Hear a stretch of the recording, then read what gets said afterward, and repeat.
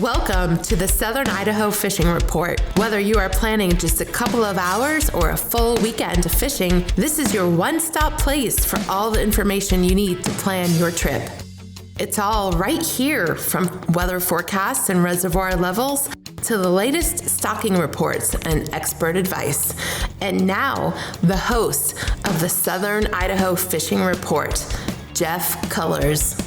All right, welcome back, anglers. I am Jeff Cullers, and this is the Southern Idaho Fishing Report for the weekend of August 20th, 2021. Joining us back again this week after a little short respite, Jordan Rodriguez from Tightlines 208, Kyle Sandy from the Deadwood Outfitters. I've got an update for you on the algae bloom, and of course, your regional updates, your moon phases, and my grade.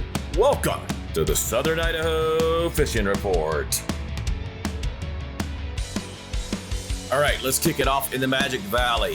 Your sunset over the weekend will be around 8:31 p.m. Friday the 20th, 77 degrees for the high, 57 degrees for the low, mostly sunny, 0% chance of rain with a north-northwest 9-mile-an-hour wind. Saturday, 71 degrees for the high, 48 degrees for the low, cloudy, a 24% chance of rain with a west-southwest 18-mile-an-hour wind. Sunday, 79 degrees for your high, 56 degrees for the low, sunny all day, a 3% chance of rain with a north 10-mile-an-hour wind. Your reservoir levels and boat ramp information for the Magic Valley. American Falls is about 13% full with an elevation of 4317. The west side boat ramp is reported being open, but it's right at its limit. Lake Walcott, 97% full with an elevation of 4245. The boat ramp is open. Littlewood actually came up just a bit, 2% full with an elevation of 5141. The Littlewood boat ramp is closed. And of course, adding Ryrie to our lineup for the Magic Valley, 63% full with an elevation of 5091. Blacktail and Juniper boat ramps are open. There were no major stocking reports for the Magic Valley. There is a fishing tournament August 21st. The mini Cassia Bassers will be at Milner Lake. That's actually on the Snake. And they'll be using a golf course boat ramp.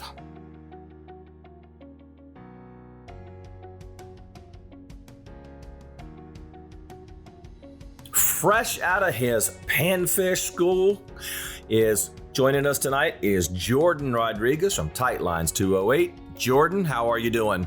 I'm doing great, Jeff. I hope my voice is okay. I've been talking for like 3 hours, so. I hear you, and you know, I just got back from a conference, so mine's kind of a little raspy too, so it'll just be a raspy night for us. So. All right. Well, I got bobbers on my mind, Jeff, bobbers, because in part because of what we were just talking about in panfish school and, you know, the different applications and the different uses of bobbers. And I just want to kind of go through a couple of things and dispel some maybe misheld notions that, you know, the bobber is just, you just put on the big red and white one and you chuck it out there with some bait and you sit around and see what happens. And, you know, certainly that is a way to do things, but it's not the only way. And there's actually a lot of scenarios where bobbers can be quite helpful for getting your, you know, presentation where it needs to be, especially when it comes to panfish. And one of the things we did tonight in class is we learned to set up a slip bobber setup. And for those, you know, it might be hard in a podcast to visualize this, but, you know, look it up, shoot me an email. I can send you a diagram. But what you do is you put on a bobber stop, which is just basically a small knot of yarn that winds up on your line. And then underneath that, you put the bobber. And then underneath that, you put your hook, or many times, you know, with this, I'd be using some kind of panfish jig or even multiple jigs, like double jigs on one line.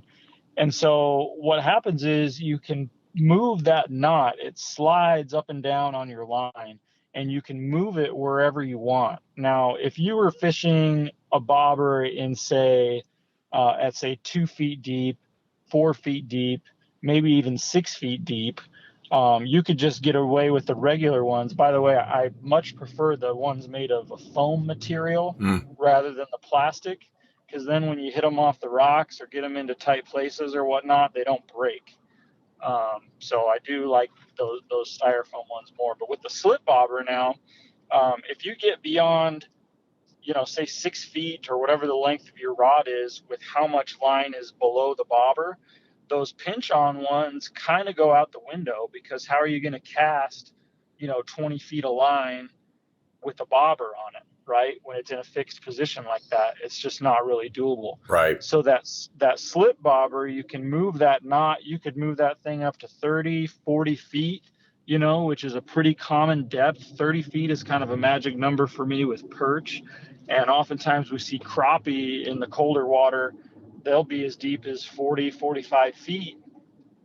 And there's really no way to reach that with a traditional bobber. So with that slip bobber, you can slide it all the way up so that it's 40 feet up on your line, and that knot will just reel onto your reel. And as you cast, it will just go out. And so the bobber ends up down by your lures and tackle. Well, when you cast out, the bobber obviously floats, whereas the lures sink. So the lures are just going to sink through the water column, taking as much line as you have set on there. And then when your bobber hits the bobber stop, then they'll stop. So then and only then will they stop. So you could theoretically fish your panfish jigs on a bobber in anywhere from 10 to 20, even 30 or 40 feet of water. And then you have that strike indicator. And I find it really useful for people fishing from shore with panfish jigs, as opposed to vertical jigging from a boat. Because with a boat, it's kind of easy to dial it in. How deep of water am I at? When it hits the bottom, I can tell. Snags aren't as big of an issue. But if you're on shore, it's really difficult to fish that style and drop those jigs down into the deeper water without getting, hung up on the bottom, losing your tackle, and just kind of having some frustrations. So don't overlook bobbers when it comes to fishing jigs, especially panfish lures and things like that. And don't overlook them as potentially a deep water fishing option, especially from shore, using that slip bobber setup. So I'm listening and I'm thinking of two advantages that this would do in my own experience. I have used bobbers in the past, but I don't a lot because of these two things. Number one, when you do a traditional bobber where you've got it clipped on and you've got your depth right already attached, it's a lot harder. We've all had it happen where your hook or your tackle has gotten caught up in your line because it's, helicoptering through the air because you've got this traditional bobber. And then the other advantage too is if that bobber's down there, like you said, at your terminal tackle, you now have that weight, right? You've got more weight, so you're going to get a better cast to where you want to get it to.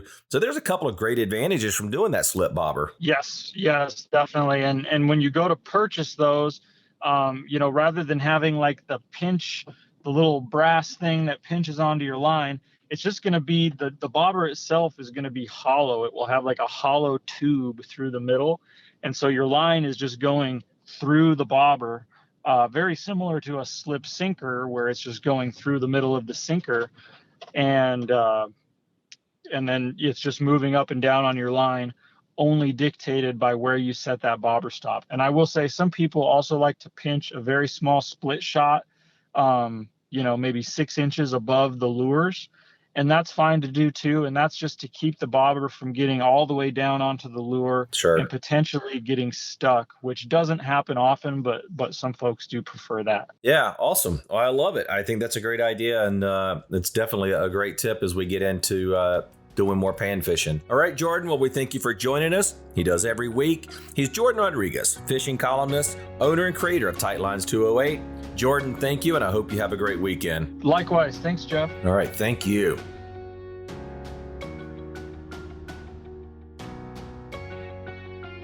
Let's look at that Treasure Valley. Starting in Mountain Home, your sunset will be around 8:36 p.m. Friday the 20th, 83 degrees for the high, 62 for the low.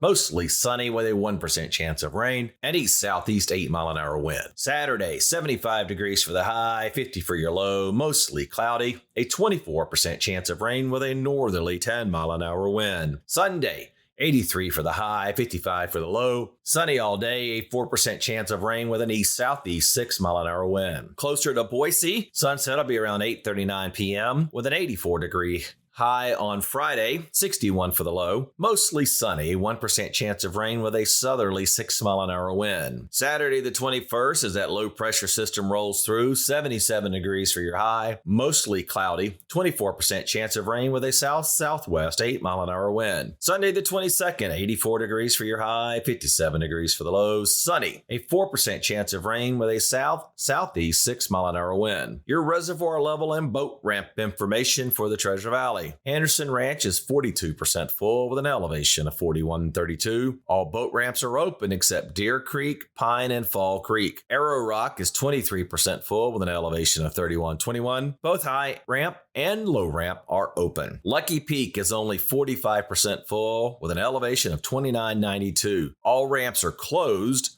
except for 2.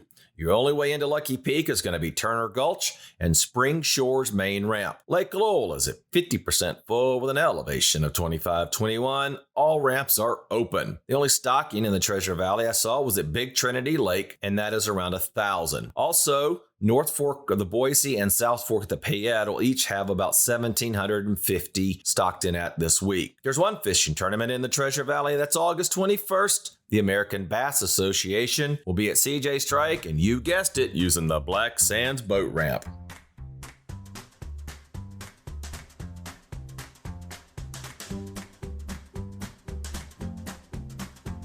We are happy to have back this week Kyle Sandy. We all kind of took a little short week last week, so glad to have Kyle Sandy back from the Deadwood Outfitters.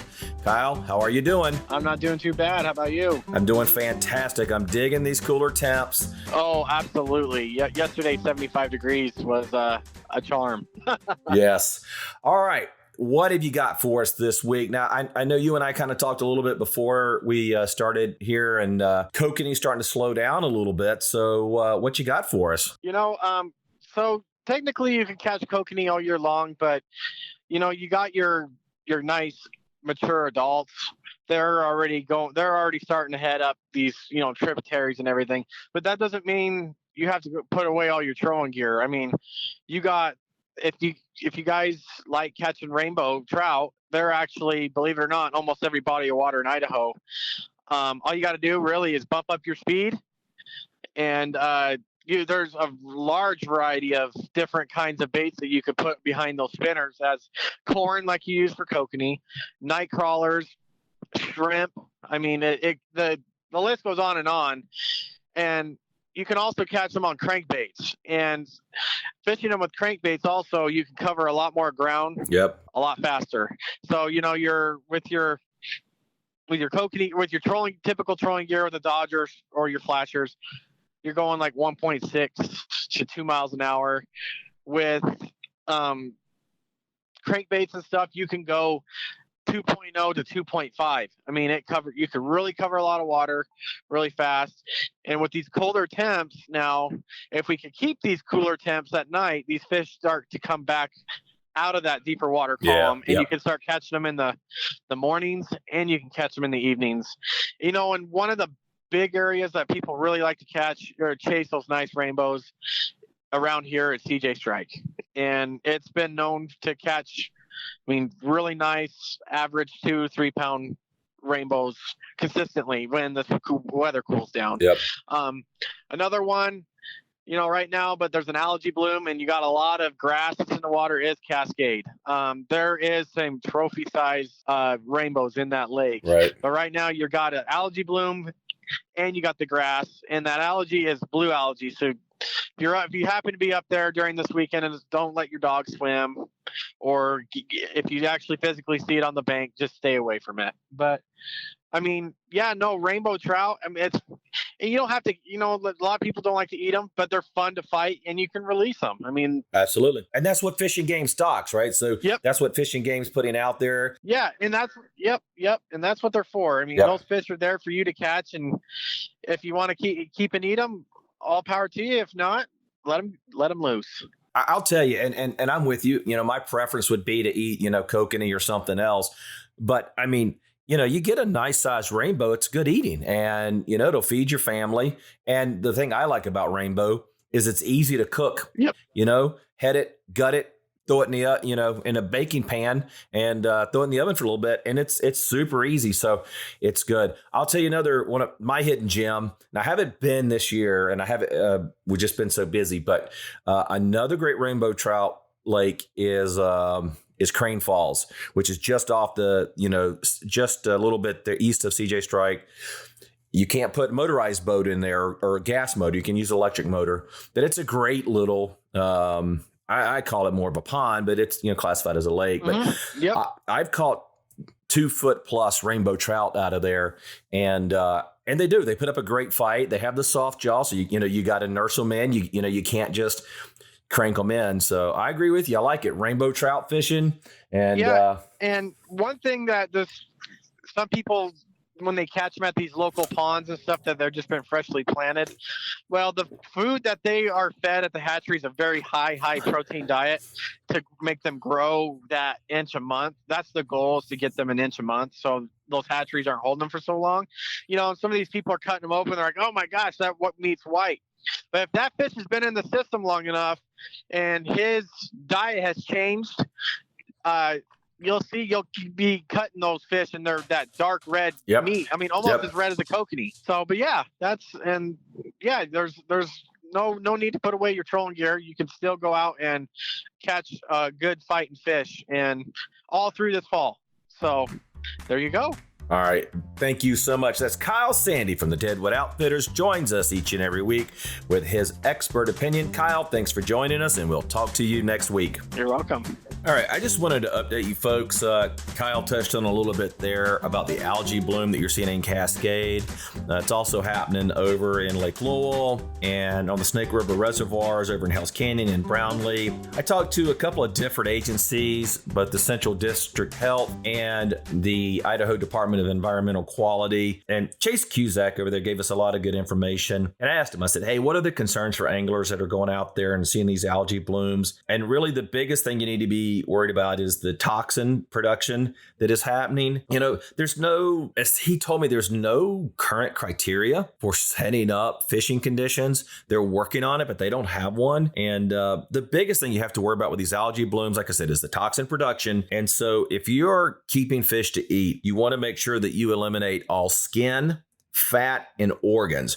Those are the things that hold toxins in fish. So if you are keeping fish, if you're harvesting fish to eat, they still say it's okay to do, but just make sure you get rid of all the skin, fat, and organs, and then clean your fillets once you get home in fresh water again. If you're cleaning your fish at the lake, make sure when you get it home, you clean it again in fresh water. I asked him also, said, what are the concerns for being in the water? And, they said that there's always a concern when you're in fresh water because there's other things besides, the toxins from algae blooms. You can have E. coli and other things. Just always make sure you're very careful of incidental ingestion, especially if you're swimming or wakeboarding. You get that water splashing up. But we were also talking, there's other ways to get incidental ingestion. And I didn't even think about this because this is totally me. You're changing your lures or you've got to change your line. We all do it. Take that line, put it in our mouth, and you're either holding it there, you snip it off the end with your teeth. Be careful of that. So be very mindful not to, if you're out fishing, don't put that line in your mouth because that's a way to get that incidental ingestion. He recommends bringing some fresh water. It doesn't have to be drinking water, just water. And you can rinse off your hands. You can rinse off your lures, your line or whatever, just to be careful with that. And, he said catch and release can be done safely. So if you want to go out and catch fish and you're releasing them, again, just be careful though. You bring that fish in and it's flopping around and you're going to get water up in your mouth. So just be mindful of that. Again, just want to thank Chase Cusack from the Idaho Department of Environmental Quality and Mike Reno from Central District Health for giving us their time and keeping us updated on that. I'm hopeful to get an interview with Idaho Department of Environmental Quality next week. We'll see how that goes. Make sure you visit us at southernidahofishing.com. Here you can find the links to all the information we provide you here. You can also contact us through the site. Heading up to the mountains, Cascade area, sunset this weekend's going to be around 8:40. Friday the 20th, 74 degrees for the high, 50 degrees for the low, partly cloudy, a 15% chance of rain with a southwest 7-mile-an-hour wind. Saturday the 21st, 66 degrees for the high, 43 degrees for the low. Thunderstorms are likely, 69% chance of rain with a southerly 8-mile-an-hour wind. Sunday the 22nd, 74 degrees, high, 43 degrees for the low, mostly sunny, a 7% chance of rain with a southerly 10-mile-an-hour wind. Your reservoir level and boat ramps Cascade is 62% full with an elevation of 48.17. All ramps except French Creek, Buttercup, and Siskra are open. Deadwood is sitting at 45% full with an elevation of 53.01. The Cozy Cove boat ramp is open. Man Creek is at 24% full with an elevation of 28.49. The south ramp is closed, but the north ramp is open. There were no stocking and no fishing tournaments reported for the Cascade area. Hey, you want to be part of the show? Email us with questions or your fishing report from your last trip. You can email us at southernidaho.fr@gmail.com or send us a picture of that catch at myfish@southernidaho.fishing.com. Another way to be part of the show? Ask some questions.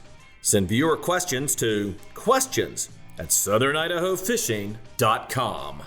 Let's drive west over to the Snake River reservoirs. Friday the 20th, 85 degrees for the high, a 15% chance of rain with a south-southwest 7-mile-an-hour wind. 60 degrees for your low. Saturday, the 21st, 76 degrees for the high, 53 degrees for the low. Scattered thunderstorms throughout the day, a 54% chance of rain with a west-northwest 8-mile-an-hour wind. Sunday, the 22nd, 84 degrees for your high, 52 degrees for your low, mostly sunny. A 5% chance of rain with a south-southwest 10-mile-an-hour wind. All right, again, for the second week, we've got an update for you on the Brownlee Reservoir. It's the only one that Idaho Power reports for us. 26 feet from full, elevation of 2052. All ramps are open except the Spring Recreation and Steck Park boat ramps. There were no stocking or fishing tournaments reported for the Snake River Reservoir area. You can find us on Facebook groups or you can follow us on Twitter at Idaho_report. All right, anglers. The full moon is Sunday, August 22nd. The last quarter will be coming around on August 30th. The apogee is August 29th, and the next perigee will be rolling around on September the 11th. I think it's going to be another great weekend to be out on the water at least 2 of the 3 days, or next to the water if you're doing some bank fishing or pier fishing and catching fish. The full moon is Sunday, so the next 6 days really should be great for fishing. Saturday's you're gonna have that low pressure system coming through, so it may not be as great, but we'll get in more of that when I give the grade. Your peak times this weekend are going to be between 1 and 3 a.m. and then the same cycle in the afternoon, 1 and 3 in the p.m. And then you'll see another peak time around 8 o'clock as the sun is going down for the day.